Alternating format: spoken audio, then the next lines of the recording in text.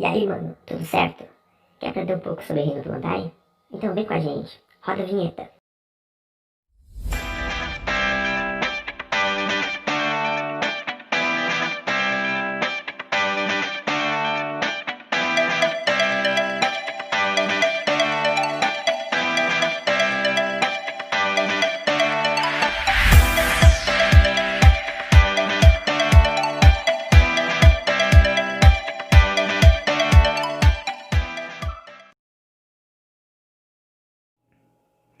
Antes de tudo, tira da tua cabeça que Reino Plantae é algo difícil, porque não é. A gente pode dividir o Reino Plantae em basicamente 3 partes.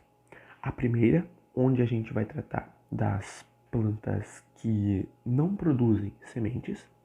A segunda, a gente trata das plantas que produzem sementes. E posteriormente de uma parte da fisiologia das plantas, da estrutura física das plantas. Nessa aula, a gente vai aprender um pouco sobre as características gerais do Reino Plantae e também sobre as plantas que não produzem sementes, que são denominadas briófitas e pteridófitas.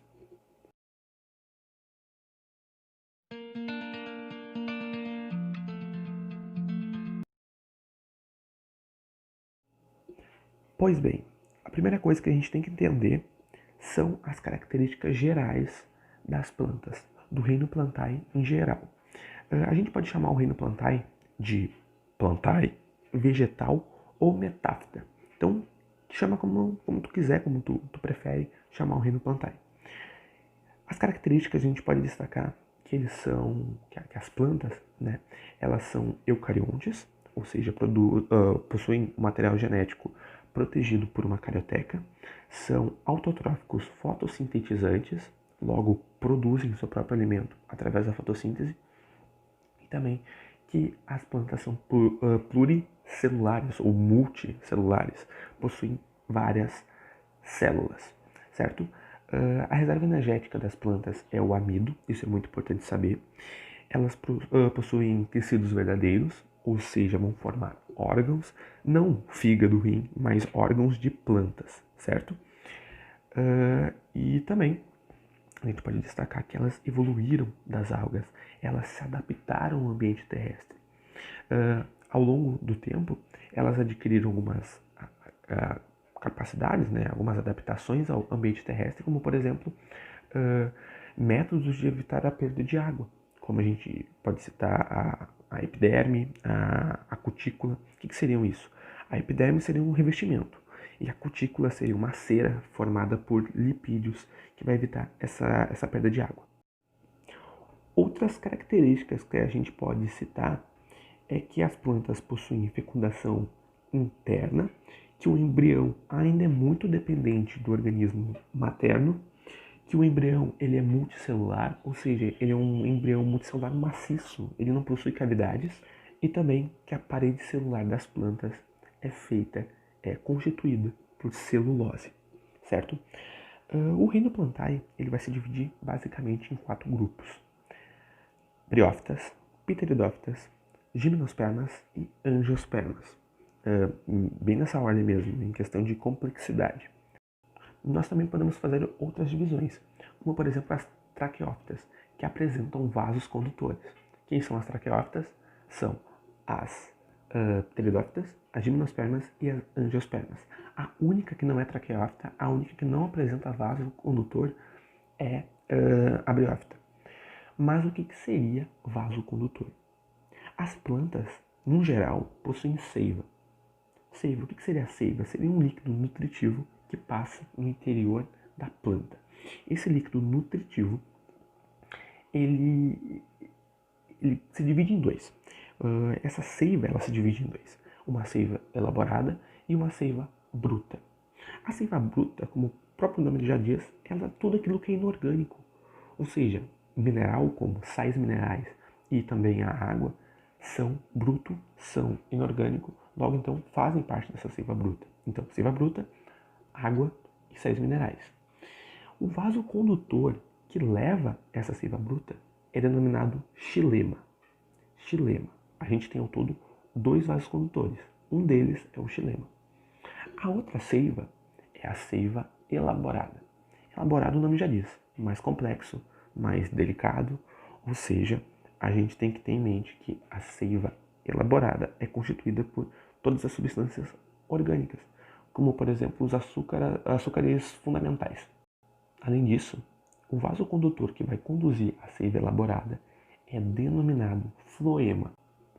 Então, pensa assim, ó, seiva elaborada, o vaso condutor é o floema. Floema, pensa em flor. Flor é mais delicado, mais complexo, mais elaborado.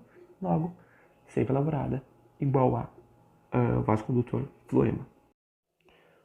Por fim, nós temos outras duas divisões: criptógamas e fanerógamas. As criptógamas a gente vai estudar hoje, que são as briófitas e as pteridófitas, e faz referência a todos aqueles indivíduos que não produzem sementes. Eles possuem os gametas escondidos. Os gametas não estão aparentes. Enquanto isso, as fanerógamas, elas produzem sementes e possuem os gametas de forma mais visível. Mas não está faltando alguma coisa? Característica geral das plantas, e muito importante, é o ciclo geral. Como assim ciclo geral? O ciclo reprodutivo das plantas. É claro que ele vai se adaptar e variar conforme o grupo, né? Vai variar entre as briófitas, as pteridófitas e assim por diante. Mas a característica geral dele é que ele é haplodiplobionte. Ou você pode chamar apenas de diplobionte. O que significa isso?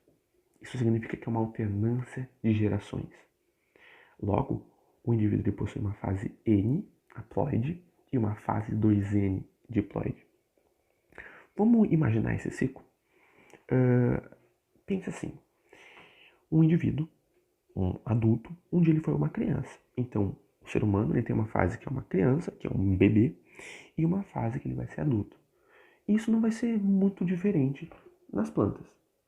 As plantas possuem uma fase bebê, que é denominada esporo. O esporo N, ele germina formando um gametófito multicelular. Esse gametófito multicelular é uma fase onde basicamente ele vai produzir gametas. Então, o que o gametófito faz? Ele produz gametas. Produz gametas através de quê? De mitose. Lembre-se, tenha em mente isso aqui, ó. Mitose, N para N, meiose, 2N para N. Beleza? Então, a gente tem um esporo N, germina, forma um gametófito N, que através de mitose produz gametas. Esses gametas são N também. Por enquanto, tudo é N, tudo é haploide. E agora que vem a grande mágica da ciência, da biologia das plantas. Os gametas, eles fecundam, eles vão fecundar no interior do gametófito feminino, eles fecundam e dão origem a um zigoto 2N. Esse zigoto 2N, que é diploide, ele se desenvolve formando um esporófito 2N. O que seria o esporófito? O esporófito seria nada mais, nada menos que o indivíduo adulto. Então tenha em mente, esporos N são os bebês e os adultos são os esporófitos, o esporófito 2N. Correto? Tá, mas isso aqui é um ciclo. Um ciclo não tem basicamente um início, um fim. Ele continua. E o que vai acontecer agora? O esporófito ele produz os esporos. Os esporos N através de uma meiose denominada espórica. Espórica de esporos. Então, através de uma meiose espórica, a gente vai ter a produção de indivíduos N. Então, 2N para N, meiose.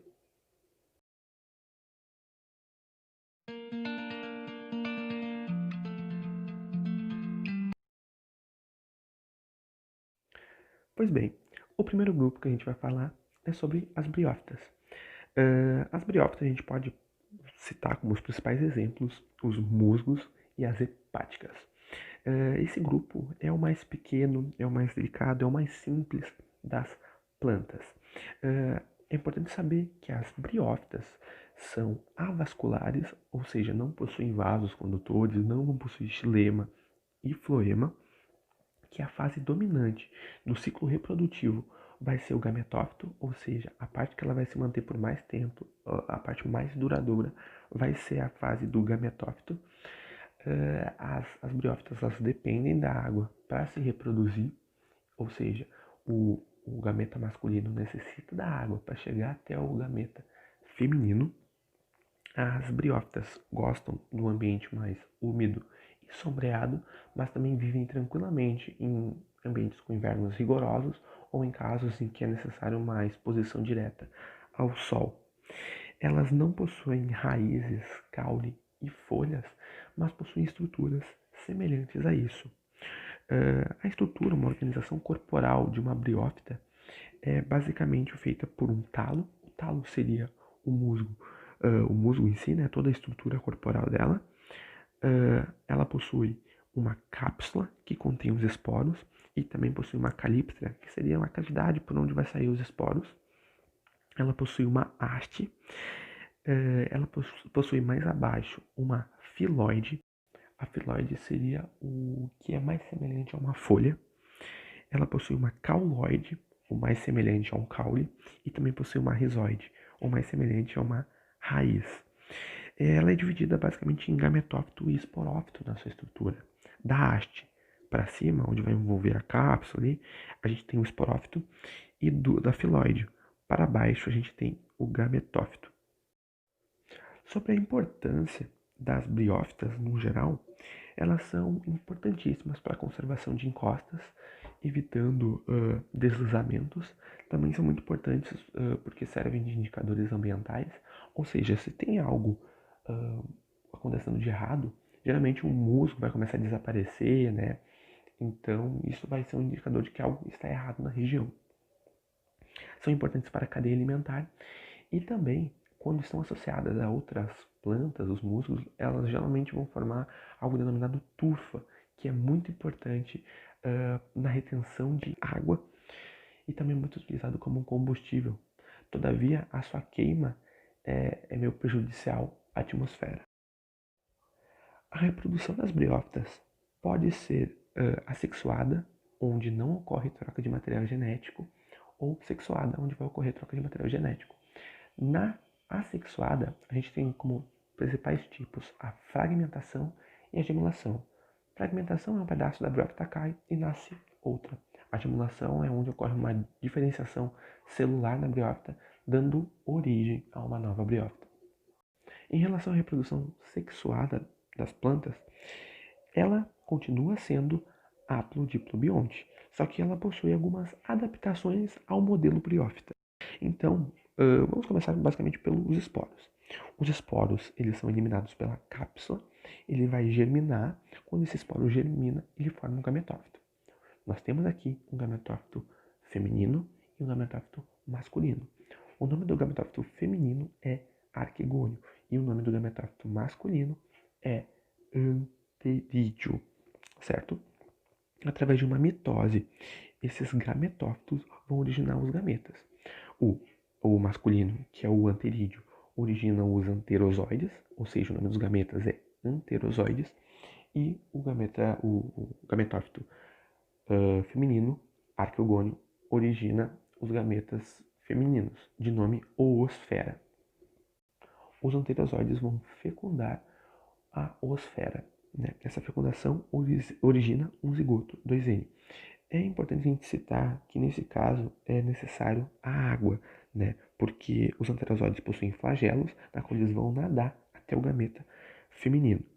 Então, ocorrendo a fecundação no gametófito feminino, é muito importante saber isso, a fecundação ocorre no gametófito feminino.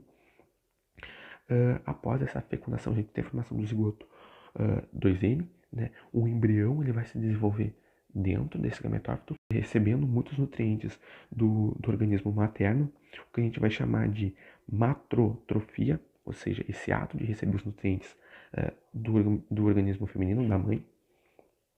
Ele vai se desenvolver e durante esse desenvolvimento dele, ele vai dar origem ao esporófito. O esporófito que seria um indivíduo adulto, que vai ser onde vai se formar os esporos para reiniciar o ciclo.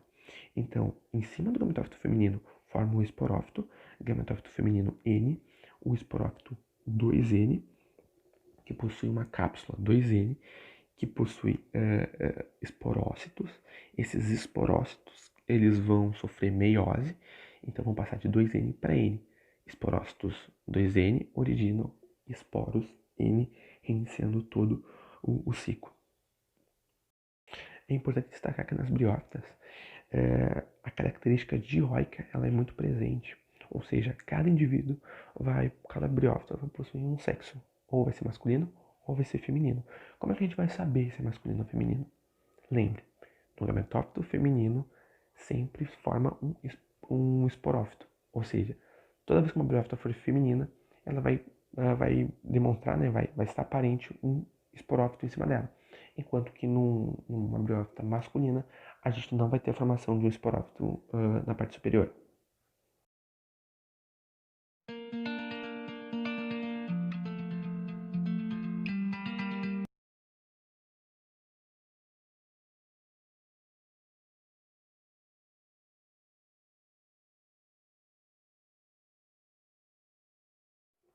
Nas pteridófitas, podemos destacar como os principais exemplos as samambaias, avencas e a cavalinha. Como principais características, podemos citar que são as primeiras plantas a serem vasculares. Muitas delas são epífitas, ou seja, vivem em árvores, vivem em plantas ligadas a outras plantas. Não formam sementes, o gameta ainda é dependente da água. Nessa fase, o esporófito é dominante e elas também podem ser consideradas maiores e até mesmo mais complexas que as briófitas. Ao tratarmos da importância das pteridófitas, a gente pode destacar muito a utilização delas como plantas ornamentais, como decoração, muito por causa do ambiente que elas estão acostumadas a viver, que é um ambiente de sombra e um ambiente com certa umidade. Além disso, ela é muito importante na fixação do nitrogênio, quando associada a cianobactérias, facilitando assim a fixação do nitrogênio, que é muito importante para os nutrientes do solo. Em relação à organização corporal das pteridófitas, levando em conta que a fase dominante é o esporófito 2N, a gente pode destacar que o que a gente vê da planta é o esporófito. Portanto, nas pteridófitas a gente vai ter estrutura, folha, caule e raiz. Todavia, o caule e a raiz geralmente eles se apresentam unidos, formando o que a gente chama de rizoma, ou seja, rizoma igual a caule mais raiz. A folha possui pequenos folíolos e nesses folíolos a gente vai ter o que a gente chama de soros. Os soros são os esporângios das pteridófitas e eles são responsáveis por produzir os soros. Em relação ao gametófito, aqui nas pteridófitas ele recebe o nome de prótalo. O que seria o prótalo? Seria uma estrutura independente que não vai depender do esporófito para sobreviver, na qual estão localizadas o gametófito masculino e o gametófito feminino. Ou seja, ele é monóico. O que seria monóico? O prótalo ele possui a região feminina e a masculina na mesma estrutura. Então, um gametófito, em uma estrutura, existe o gametófito feminino e o gametófito masculino. Em relação à reprodução, o ciclo de vida das pteridófitas, a gente deve destacar que ele ocorre de duas formas. De forma sexuada, sem troca de material genético, na qual ele ocorre por brotamento, ou seja, vai cair um pedaço da pteridófita e ela vai se desenvolver formando uma nova pteridófita, e de forma sexuada, que é com o ciclo haplo-diplobionte, na qual ele vai se adaptar agora para o modo das pteridófitas. Começando pelo mais fácil, pelos esporos, os esporos N germinam formando o gametófito N. Lembre, aqui o gametófito vai ser o prótalo. O prótalo, que abrange o gametófito masculino, os anterídeos e o gametófito feminino, os arquegônios, eles irão dar origem a dois gametas. O gameta feminino, que é a oosfera, e o gameta masculino, que são os anterozoides. O anterozoide, através da água, vai fecundar na oosfera, originando um zigoto 2N. Através dessa fecundação, a gente vai ter o desenvolvimento desse zigoto, que vai dar origem ao esporófito, que vai crescer, que vai amadurecer em cima do gametófito N. Então, a gente obtém a nossa fase duradoura, o esporófito. Para iniciar o ciclo, Os soros, que são os esporângios, produzem os esporos, reiniciando todo o processo novamente.